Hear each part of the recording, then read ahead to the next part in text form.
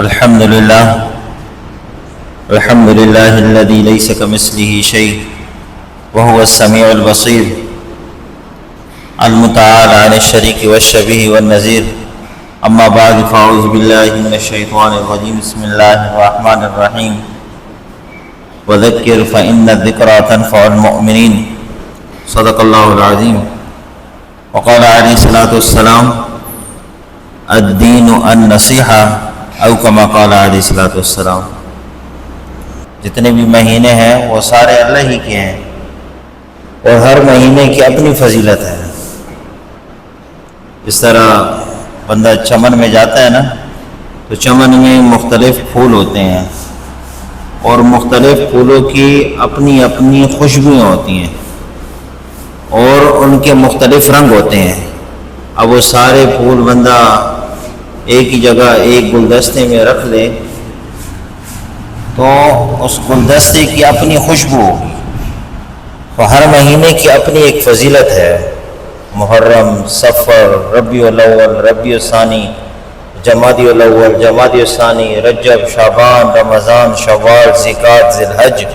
تو ہر مہینے کی اپنی ایک فضیلت ہے. اسی طرح اسلامی مہینوں میں یہ ربیع الاول کا جو مہینہ ہے اس کی اپنے لیے ایک امتیازی حیثیت ہے، اس کی اپنی ایک فضیلت ہے، کیونکہ اس مہینے میں حضور پرنور حضرت محمد صلی اللہ تعالی علیہ وسلم کی ذات اقدس کو اللہ رب العزت نے اس دنیا کے اندر وجود بخشا. آپ صلی اللہ علیہ وسلم اس دنیا میں تشریف لائے. اب آپ صلی اللہ علیہ وسلم کی ولادت باسعادت جو اس کی مختلف روایات ہیں. ایک روایت کے اندر آتا ہے کہ 8 ربیع الاول تھی، ایک روایت کے اندر آتا ہے 9 ربیع الاول تھی، ایک روایت کے اندر آتا ہے 12 ربیع الاول تھی. لیکن آپ صلی اللہ علیہ وسلم کے اس دنیا سے پردہ فرمانے کی جو تاریخ ہے اس کے اندر کوئی اختلاف نہیں ہے. آپ صلی اللہ علیہ وسلم 12 ربیع الاول کو اس دنیا سے پردہ فرمایا. آپ صلی اللہ علیہ وسلم ولادت کے اندر اختلاف ہے، علماء کا اختلاف ہے ولادت کے اندر، لیکن آپ صلی اللہ علیہ وسلم کی اس دنیا سے پردہ فرمانے کے اندر یعنی تاریخ میں اختلاف نہیں ہے. بہرکیف آپ صلی اللہ علیہ وسلم کی ذات اقدس کے ہمارے اوپر بہت زیادہ احسانات ہیں. آپ صلی اللہ علیہ وسلم کے ہمارے اوپر بہت زیادہ احسانات ہیں. تو بنیادی طور پر 3 باتیں ہم مد نظر رکھیں. پہلی چیز جو ہے وہ محبت ہے کہ آپ صلی اللہ علیہ وسلم کی محبت وہ ہر چیز سے زیادہ ہو. ہاں، اس لیے ایک جگہ حدیث پاک کے اندر آتا ہے لا یؤمن احدکم حتی اکون احب الیہ من والدہ وولدہ والناس اجمعین. یعنی تم میں سے کوئی اس وقت تک مومن نہیں ہو سکتا جب تک کہ اس کو میری محبت یعنی حضور اقدس صلی اللہ علیہ وسلم کی محبت اپنے والدین سے، اولاد سے اور تمام چیزوں سے زیادہ نہ ہو جائے، حتیٰ کہ اپنی جان سے بھی زیادہ نہ ہو جائے. حضور صلی اللہ علیہ وسلم کی محبت، حضور صلی اللہ علیہ وسلم کی محبت ہر چیز سے زیادہ ہو. جس طرح ایک روایت کے اندر آتا ہے ایک صحابی رضی اللہ عنہ فرمانے لگے کہ آپ صلی اللہ علیہ وسلم نے فرمایا جس شخص کے اندر یہ 3 باتیں پائی جائیں ایمان کی حلاوت اور ایمان کا مزہ اس کو نصیب ہو جائے. سب سے پہلی چیز اللہ اور اس کے رسول صلی اللہ علیہ وسلم کی محبت ہر چیز سے زیادہ ہو. دوسرا جس کسی سے محبت کرے اللہ کے واسطے کرے. اور تیسرا کفر کی طرف لوٹنا اس کو ایسا مشکل ہو جس طرح آگ میں گرنا مشکل ہوتا ہے. فرمایا یہ 3 چیزیں اگر پائی جائیں تو ایمان کی محبت، ایمان کی حلاوت اس کو نصیب ہو جائے. ایمان کی محبت، ایمان کی حلاوت اس کو نصیب ہو جائے. ایمان کا مزہ، ایمان کا ایک اپنا مزہ ہوتا ہے، تو ایمان کا مزہ اس کو آ جائے کہ ایمان کیا چیز ہے. ہاں، تو سب سے پہلی چیز جو ہے وہ حضور صلی اللہ علیہ وسلم کی محبت ہے کہ آپ صلی اللہ علیہ وسلم کے ہمارے اوپر بہت زیادہ احسانات ہیں. تو ان احسانات کا بدلہ تو ہم نہیں ادا کر سکتے، لیکن ہم اس کا نعم البدل جو اللہ نے ہمیں دیا ہے وہ درود شریف ہے. تو ہم حضور صلی اللہ علیہ وسلم پر درود شریف کی کثرت کریں، کثرت سے درود شریف پڑھیں. یہ بھی حضور صلی اللہ علیہ وسلم کے ساتھ محبت ہے. درود شریف کی کثرت یہ بھی، اور آپ صلی اللہ علیہ وسلم پر درود شریف پڑھنا یہ بھی عبادت ہے. آپ صلی اللہ علیہ وسلم پر درود شریف پڑھنا یہ بھی عبادت ہے. ان اللہ و ملائکتہ یصلون علی النبی یا ایھا الذین آمنوا صلوا علیہ وسلموا تسلیما. ہاں درود و سلام پڑھنا آپ صلی اللہ علیہ وسلم کے ساتھ، آپ صلی اللہ علیہ وسلم کے اوپر، یہ عبادت ہے. ہاں تو ہم حضور صلی اللہ علیہ وسلم پر کثرت سے درود شریف پڑھیں. آج جمعے کا مبارک دن بھی ہے، دوسرا یہ مبارک مہینہ بھی ہے. اس مہینے کے اندر آپ صلی اللہ علیہ وسلم کی ولادت باسعادت ہوئی، تو ہم حضور صلی اللہ علیہ وسلم کا ذکر کثرت کے ساتھ کریں، آپ صلی اللہ علیہ وسلم پر درود شریف کثرت کے ساتھ پڑھیں. اور جو طریقہ احادیث پاک کے اندر آیا ہے نا درود شریف کا، ان طریقوں کے ذریعے یا مستند جو کتابوں کے اندر جو درود شریف لکھے ہوئے ہیں وہی درود شریف پڑھیں گے تو اس سے انشاءاللہ تعالی فائدہ زیادہ ہوگا. درود شریف تو ویسے ہی بندہ پڑھتا ہے، لیکن جو طریقہ کتابوں کے اندر لکھا ہوا ہے یا جو درود شریف مستند کتابوں کے اندر موجود ہیں، اگر وہ درود شریف پڑھیں گے تو انشاءاللہ تعالی اس سے فائدہ ہوگا. جس طرح بندہ ہے نا جی بیمار ہوتا ہے تو ڈاکٹر کے پاس جاتا ہے، اب ڈاکٹر نے اس کے لیے ایک دوائی لکھی ہے، وہ کھائے دوسری دوائی. ڈاکٹر نے اس کے لیے ایک دوائی لکھی ہے، وہ کھائے گا دوسری دوائی. اب وہ دوسری دوائی کھائے گا، اس سے اس کو فائدہ نہیں ہوگا نا، ہاں نقصان ہو سکتا ہے، نقصان، فائدہ نہیں ہوگا، نقصان ہو سکتا ہے. تو یہ اسی طرح ہے کہ اگر ہم حضور صلی اللہ علیہ وسلم پر درود شریف پڑھیں گے اور صحیح طریقے سے پڑھیں گے، ہاں جس طرح درود شریف پڑھنا ہے اسی طریقے سے پڑھیں گے تو انشاءاللہ تعالی فائدہ ہوگا. مختلف کتابوں کے اندر مختلف طریقے سے درود شریف لکھا ہوا ہے، تو ہم درود شریف پڑھیں. تو سب سے پہلی چیز جو ہے وہ ہے محبت. دوسری چیز ہے عقیدہ. ہاں کہ آپ صلی اللہ علیہ وسلم جو دین جو شریعت ہمارے لیے لے کر آئے ہیں وہ حق ہے، سچ ہے. آپ صلی اللہ علیہ وسلم جو دین جو شریعت لے کر آئے ہیں وہ حق ہے، سچ ہے. اپنی طرف سے ہم نے اس کے اندر کوئی چیز نہیں ملانی، ہم نے اپنی طرف سے کوئی چیز نہیں ملانی. اور اگر اپنی طرف سے کوئی چیز ملا لی تو پھر گمراہ ہونے کا خطرہ ہے.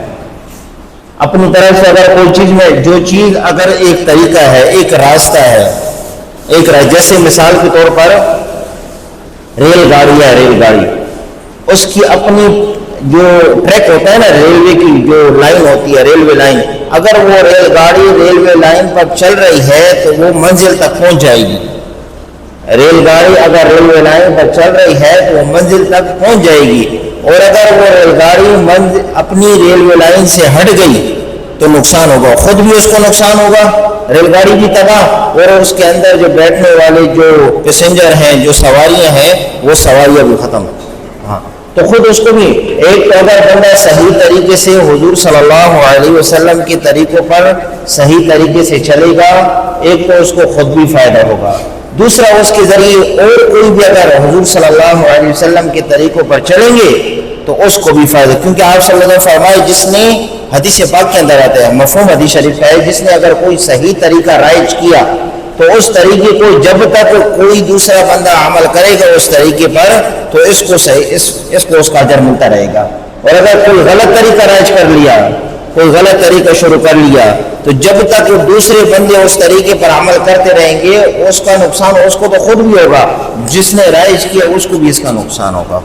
ہاں تو عقیدہ صحیح ہو، عقیدہ، ہاں ہمارا عقیدہ صحیح ہو کہ حضور صلی اللہ علیہ وسلم نے جو شریعت ہمارے لیے لائی ہے وہ حق ہے، سچ ہے. اب وہ حق سچ تو ہے، اب جس طریقے سے حضور صلی اللہ علیہ وسلم نے اس پر عمل کرنے کا طریقہ بتایا اس طریقے سے عمل کرنا. اب صحابہ رضی اللہ تعالیٰ عنہ جو تھے نا جی، وہ اسی طریقے پر عمل کر کے کامیاب ہو گئے. صحابہ رضی اللہ تعالیٰ عنہ حضور صلی اللہ علیہ وسلم نے جو طریقہ بتایا اسی طریقے پر عمل کر کے وہ کامیاب ہو گئے.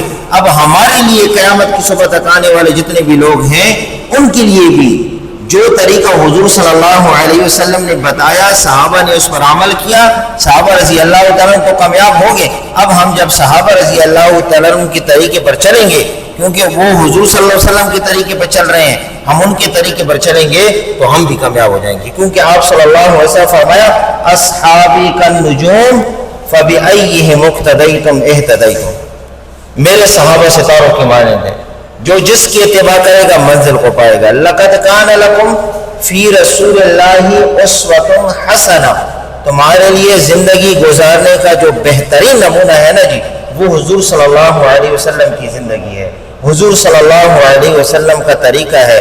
قیامت کی صبح تک جس شعبے کے اندر جو بندہ ہے، جو بھی کامیاب ہونا چاہتا ہے، دین میں دنیا میں کامیاب ہونا چاہتا ہے، اس کے لیے حضور صلی اللہ علیہ وسلم ہماری مبارک زندگی ہے۔ آپ صلی اللہ علیہ وسلم نے ہر عمل کیا۔ آپ صلی اللہ علیہ، جس طرح دیکھیں آپ صلی اللہ علیہ وسلم فرمایا نا، صلو کما رأیتمونی اصلی، ایسی نماز پڑھو جس طرح مجھے نماز پڑھتے ہوئے دیکھتے ہو۔ اب حقیقت یہ ہے کہ جو عمل آپ صلی اللہ علیہ وسلم نے جس طریقے سے کیا ہے، کامیابی اس وقت ہوگی جب ہم اس عمل کو اسی طریقے سے کریں گے، وہ اصل ہے۔ اگر اس طریقے سے نہیں کریں گے، اپنی مرضی سے اس کے اندر کوئی چیزیں ملائیں گے، تو اس میں پھر کامیابی نہیں ہے، پھر نقصان ہے، ٹھیک ہے نا۔ تو ہم نے اس چیز سے بچنا ہے۔ تو پہلی چیز کیا بتائی؟ حضور صلی اللہ علیہ وسلم سے محبت، دوسری چیز عقیدہ، ہمارا عقیدہ درست ہو، اور تیسری چیز جو ہے وہ ہے اطاعت۔ یہ تین چیزیں، پہلی چیز محبت، دوسری چیز عقیدہ، تیسری چیز اطاعت۔ اب پورے قرآن کا جو خلاصہ ہے نا، پورے قرآن کا خلاصہ مولانا احمد اللہ رحمہ اللہ نے ایک جگہ لکھا، پورے قرآن کا خلاصہ تین باتوں کے اندر ہے۔ پورے قرآن کا خلاصہ تین باتوں، اللہ کو راضی کرنا عبادت کے ساتھ، اللہ کو راضی کرنا عبادت کے ساتھ، حضور اقدس صلی اللہ علیہ وسلم کو راضی کرنا اطاعت کے ساتھ، حضور اقدس صلی اللہ علیہ وسلم کو راضی کرنا اطاعت کے ساتھ، مخلوق کو راضی کرنا خدمت کے ساتھ، مخلوق کو راضی کرنا خدمت کے ساتھ۔ یہ پورے قرآن کا خلاصہ ہے۔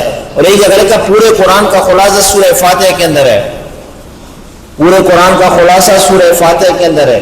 اور سورہ فاتحہ کا خلاصہ ایاک نعبد و ایاک نستعین، اے اللہ ہم خاص تیری عبادت کرتے ہیں اور خاص تجھی سے مدد مانگتے ہیں، تیرے علاوہ کسی کی نہ عبادت کرتے ہیں نہ کسی سے مدد مانگتے ہیں، نہ کسی کی عبادت کرتے ہیں نہ کسی سے مدد مانگتے ہیں۔ افراط تفرید سے بچنا ہے، ہم نے افراط تفرید سے بچنا ہے، نہ زیادہ بڑھنا ہے محبت کے اندر، نہ بالکل ختم ہونا ہے، گھٹنا ہے محبت کے اندر۔ خیر الامور اوسطها، بہترین چال جو ہے نا وہ درمیانی چال ہے۔ حضرت عزیر علیہ السلام کی محبت میں یہود اتنے بڑے کہ حضرت عزیر علیہ السلام کو نعوذ باللہ اللہ کا بیٹا بنا دیا، کہ عزیر علیہ السلام یہ اللہ کے بیٹے ہیں۔ عیسائی جو تھے حضرت عیسیٰ علیہ السلام کو محبت کے اندر اتنا بڑے کہ حضرت عیسیٰ علیہ السلام کو ایک روایت کے اندر آتا ہے، انہوں نے کیا کہتے، تین فرقے تھے ان کے اندر۔ ایک فرقہ کیا کہتا تھا، تین خداؤں میں سے ایک خدا حضرت عیسیٰ علیہ السلام ہے، نعوذ باللہ، تین خداؤں میں سے ایک خدا حضرت عیسیٰ علیہ السلام ہے۔ اور دوسرا فرقہ ان کا یہ تھا کہ حضرت عیسیٰ علیہ السلام ہی خدا ہیں، اور تیسرا فرقہ ان کا یہ تھا کہ حضرت عیسیٰ علیہ السلام نعوذ باللہ وہ اللہ کے بیٹے ہیں۔ یہ ان کے فرقے تھے، ٹھیک ہے نا۔ یہ محبت کے اندر اتنے بڑھ گئے کہ حضرت عیسیٰ علیہ السلام کو نعوذ باللہ یہ اللہ کا بیٹا بنا دیا، عیسیٰ علیہ السلام کو نعوذ باللہ خدا کو خدا بنا دیا۔ ہاں، تو یہ کہ بنیادی چیز جو ذکر کی، سب سے پہلی چیز محبت، آپ صلی اللہ علیہ وسلم سے محبت ہو۔ دوسری چیز عقیدہ صحیح ہو، عقیدہ، ہم اپنے عقیدے کو دیکھیں کہ ہمارا عقیدہ کیا ہے، اپنے عقیدے کو ہم نے درست کرنا ہے۔ اور تیسری چیز ہے حضور صلی اللہ علیہ وسلم نے جس طریقے سے اطاعت کرنے کا حکم دیا ہے اسی طریقے سے اطاعت کرنی ہے۔ اس میں کامیابی اگر اس سے ہٹ گئی تو پھر نقصان ہے۔ کل بدعت ضلالہ، اور ہر بدعت جو ہے، ہر نئی چیز جو ہے وہ گمراہی ہے، اور گمراہ جو ہے وہ سیدھا جہنم میں جائے گا۔ اللہ ہم سب کی حفاظت کرے۔ اللہ رب العزت ہم سب کو صحیح طریقے سے حضور صلی اللہ علیہ وسلم کے ساتھ محبت کرنے کی، حضور صلی اللہ علیہ وسلم کے ساتھ محبت اور حضور صلی اللہ علیہ وسلم کی صحیح طریقے سے اطاعت کرنے کی اللہ ہم سب کو توفیق عطا فرمائے۔ سنت ہے۔